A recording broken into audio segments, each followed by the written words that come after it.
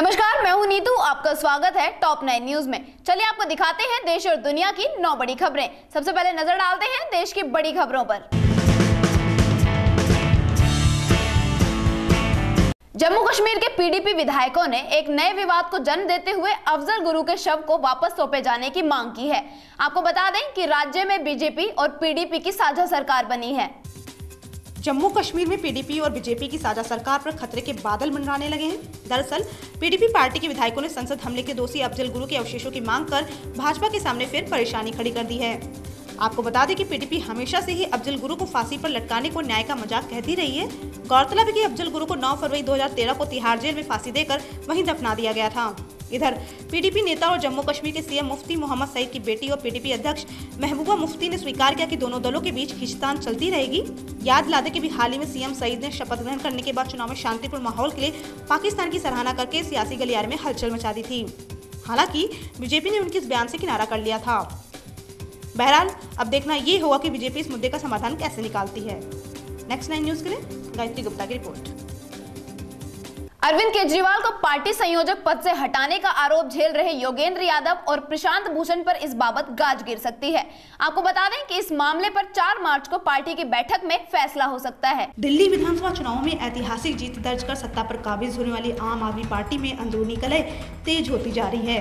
दरअसल आप पार्टी 2 गुटों में बढ़ती नजर आ रही है, जिसमें एक गुट दिल्ली का सीएम बनने पर और पार्टी संयोजक बने रहने पर अरविंद केजरीवाल के खिलाफ है, तो वहीं दूसरा गुट इसे केजरीवाल के खिलाफ षड्यंत्र करार दे रहा है। आपको याद दिला दें कि पार्टी के एडमिरल रामदास ने भी अरविंद केजरीवाल के खिलाफ मोर्चा खोलते हुए कहा कि वह उनके 2 पदों पर आसीन रहने के खिलाफ हैं। इधर इसी बाबत 4 मार्च को पार्टी की राष्ट्रीय कार्यकारिणी की बैठक होने वाली है, जिसमें पार्टी के वरिष्ठ नेता योगेंद्र यादव और प्रशांत भूषण पर गाज गिर सकती है। बता दें कि इस बैठक में वोटिंग के जरिए सदस्य शामिल होंगे। हालांकि खबरें आ रही हैं कि प्रशांत भूषण और योगेंद्र यादव इस बैठक में शामिल नहीं होंगे। बहरहाल अब देखना होगा कि आम आदमी पार्टी की 4 मार्च को आगामी होने वाली इस बैठक में क्या परिणाम निकलकर सामने आते हैं।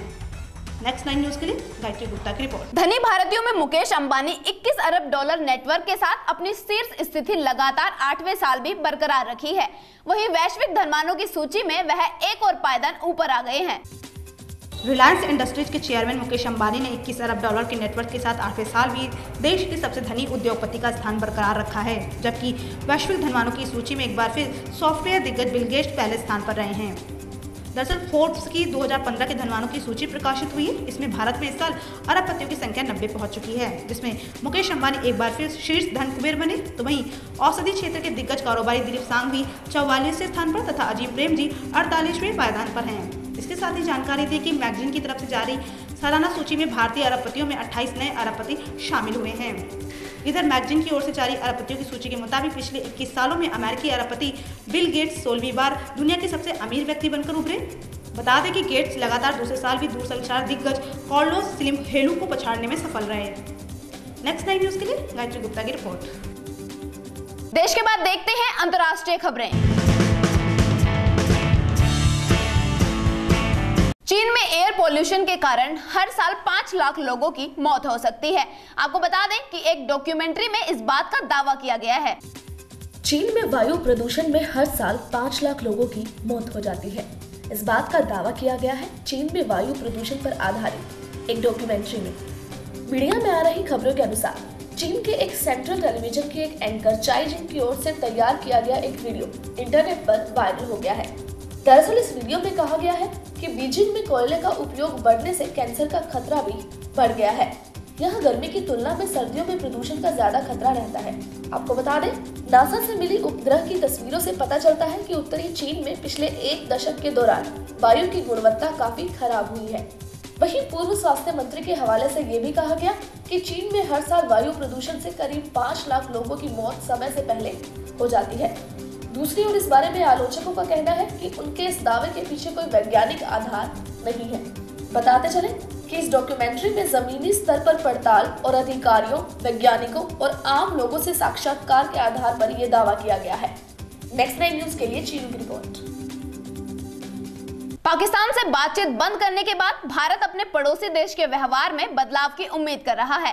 दरअसल सरकार को भरोसा है कि दोनों देशों के बीच रिश्ते बेहतर हो सकते हैं। लगभग 7 महीने से भारत और पाकिस्तान के रिश्तों पर पड़ी धूल अब कहीं न कहीं साफ होती नजर आ रही है। आज से भारत और पाक के बीच विदेश सचिव स्तर की बातचीत का आगाज होने जा रहा है। आपको बता दें, भारत के विदेश सचिव एस जयशंकर आज पाकिस्तान में अपने समकक्ष से मुलाकात कर बातचीत की शुरुआत करेंगे, जिसके बाद वो पीएम नवाज शरीफ से भी मुलाकात करेंगे। जहां भारत को एक बार फिर अपने पड़ोसी देश के व्यवहार में बदलाव की उम्मीद है, वहीं रणनीतिकारों का भरोसा है कि विदेश सचिव एस जयशंकर का इस्लामाबाद दौरा दोनों देशों के बीच जमी बर्फ पिघलाने में सहायक होगा। इसके साथ ही पाकिस्तान इस मौके पर विश्वास बहाली के उपाय भी सुझाएगा। याद हो कि पिछले साल अगस्त महीने में भारत ने पाकिस्तान के साथ विदेश सचिव स्तर की बातचीत रद्द कर दी थी। दूसरी ओर यह अंदेशा लगाया जा रहा है कि पाकिस्तान से सचिव स्तर की बातचीत में लश्कर कमांडर लखवी को जेल में मिल रही सुविधाओं पर भारत अपना विरोध दर्ज करा सकता है। बताते चले कि विदेश सचिव एस जयशंकर की इस पाक यात्रा को विदेश नीति की दिशा में एक और बड़ा कदम माना जा रहा है। नेक्स्ट 9 न्यूज के लिए चीनू की रिपोर्ट। अब एक नजर डाल लेते हैं खेल जगत की ओर।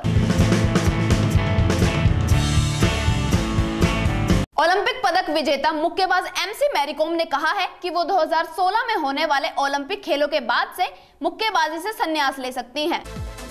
भारतीय मुक्केबाजी की शान एमसी मैरी कॉम ने घोषणा करते हुए ये कहा कि वो रियो ओलंपिक के बाद मुक्केबाजी छोड़ देंगी। संन्यास की घोषणा करते हुए मैरी कॉम ने ये भी कहा कि मेरा सपना देश के लिए रियो ओलंपिक में स्वर्ण पदक जीतना है और मैं इस लक्ष्य को पूरा करना चाहती हूँ। जानकारी के लिए बता दें कि मैरी कॉम 5 बार विश्व चैंपियन रह चुकी है। साथ ही उन्होंने लंदन ओलंपिक में कांस्य पदक जीता था। संन्यास की घोषणा करते हुए मैरी कॉम ने कहा कि 3 बच्चों की मां होने के कारण मेरे लिए ओलंपिक में पदक जीतना आसान नहीं है, लेकिन मैं अपने देश के लिए ये सपना सच करना चाहती हूँ। मैरी कॉम ने बॉक्सिंग फाउंडेशन की दीदा स्पोर्ट्स वियर के साथ भागीदारी में बॉक्स आउट अभियान को लॉन्च करने के मौके पर संन्यास की ये घोषणा की। नेक्स्ट न्यूज के लिए दीक्षा की रिपोर्ट। दुबई चैंपियनशिप में टेनिस स्टार रोजर फेडरर ने विश्व के नंबर 1 खिलाड़ी नोवाक जोकोविच को सीधे सेटों में हराकर चैंपियनशिप के पुरुष एकल खिताब को 7वीं बार जीत लिया है।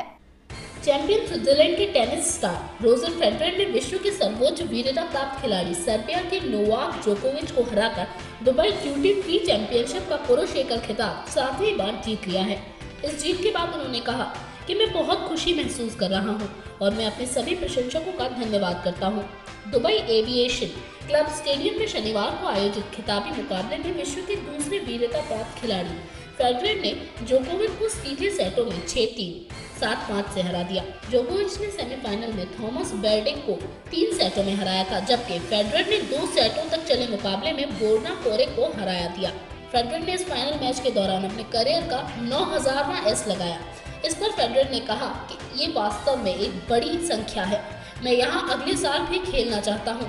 17 बार के ग्रैंड स्लैम विजेता फेडरर ने फाइनल मैच के दौरान कुल 12 एस लगाए, जबकि जोकोविच सिर्फ 1 बार एस लगा सके। नेक्स्ट न्यूज के लिए दीक्षा। चलिए अब देखते हैं बॉलीवुड की चटपटी खबरें। बिग बॉस 5 के कंटेस्टेंट रह चुकी पूजा मिश्रा ने टीवी चैनल कलर पर उनका आइडिया चुराने का आरोप लगाया है। दरअसल पूजा का मानना है कि ऑन एयर शो फराह की दावत का आइडिया उनका था।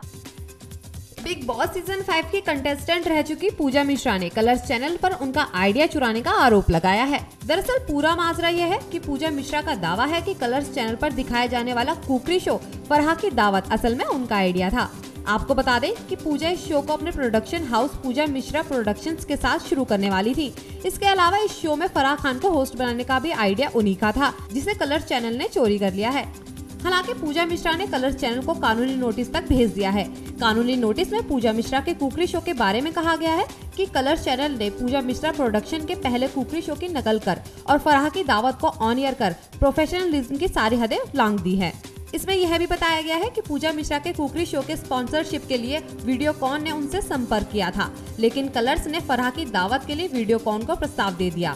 फिलहाल पूजा मिश्रा प्रोडक्शंस का कुकरी शो जल्द ही न्यूयॉर्क के एक फूड चैनल पर ऑन एयर होने वाला है। खैर, पूजा मिश्रा द्वारा लगाए गए इन आरोपों में कितनी सच्चाई है यह तो नहीं कहा जा सकता, लेकिन कलर्स पर ऑन एयर हुए इस कुकरी शो फराह की दावत को दर्शकों द्वारा अच्छा रिस्पॉन्स मिल रहा है। नेक्स्ट 9 न्यूज के लिए पायल गुडियाल की रिपोर्ट। बॉलीवुड एक्टर गोविंदा 14 साल बाद फिर से टीवी की दुनिया में वापसी करने जा रहे हैं। आपको बता दें कि साल 2001 में टीवी शो जीतो छप्पड़ फाड़ के गोविंदा ने होस्ट किया था। बॉलीवुड के सुपरस्टार गोविंदा जल्द ही छोटे पर्दे पर दिखाई देने वाले हैं। दरअसल गोविंदा पूरे 14 साल बाद टीवी पर वापसी करते नजर आएंगे। आपको बता दें कि साल 2001 में गोविंदा ने टीवी शो जीतो छप्पड़ फाड़ के शो को होस्ट किया था। तो वहीं अब Govinda dance reality show dance India dance super moms को जज करते नजर आएंगे। इतना ही नहीं, गोविंदा के साथ टेरेंस लुइस और गीता कपूर भी शो को जज करेंगे। हालांकि अपने नए शो के बारे में गोविंदा ने कहा, ये शो मम्मी लोगों वाला है, जो घर की मजबूती होती है उनके साथ आगाज करके और अच्छा लगेगा। उल्लेखनीय है कि पिछले 14 सालों से बड़े पर्दे से गायब गोविंदा ने फैसला कर लिया है कि जो भी काम आएगा उसी से वे हैप्पी एंडिंग करेंगे। गोविंदा ने कहा, पिछले दिनों में बहुत सोच समझकर काम करता था, लेकिन अब मैंने खुद को तैयार कर लिया है। जो भी काम आएगा उसे और भी बेहतर तरीके से करने की कोशिश करूंगा। नेक्स्ट 9 न्यूज के लिए पायल गुडियाल की रिपोर्ट। ये थी देश और दुनिया की 9 बड़ी खबरें। बाकी खबरों को जानने के लिए लगातार लॉगिन करें www.next9news.com। नमस्कार।